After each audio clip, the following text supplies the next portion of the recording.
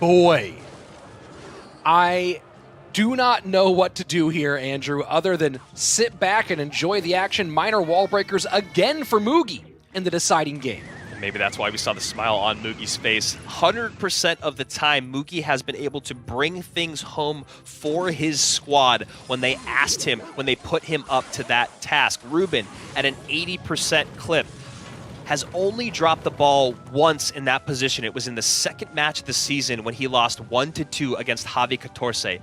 Every other time that Ruben has been put in that position to close out a match, he's done it. Whether it was Belly, Buffmac, Bale, Adrian, Igor, Pedro, he's done it.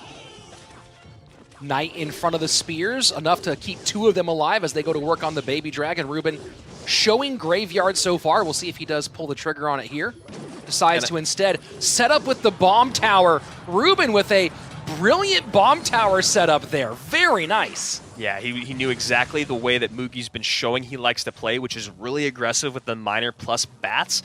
Ruben not wanting to have the same thing happen to him in game number 1, once again here in game number 3. That was just really, really nice, although that wall breaker does not get all the way through.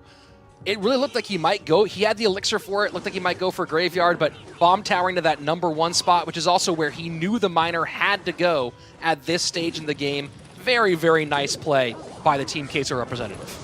Game number 2 to correct myself there. Yeah, and Ruben is doing a really good job here of making sure he's not making the same mistakes that he did in the last game. One thing there was what you were talking about, Rich, that preemptive bomb tower to stop the minor plus bats. The second thing that he did was setting up and getting ready for the push that Mugi had done a couple of times in a row. And this is something that is a really, really great moment for Ruben. You can see that he's starting to adjust handedly. And what I mean when I say that is he played his Knight just one tile higher, and it was able to take off both the wall breakers, whereas last game, one of them connected.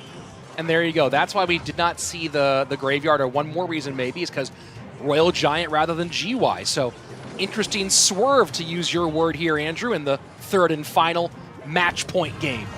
Now just an Earthquake cycle coming out here from Mugi, and now you see this high Baby Dragon coming in with the Earthquake, looking for those skeletons. Rich, that is a great, great hit there by Ruben. A lot of elixir was spent by Mugi, and he got very little out of it.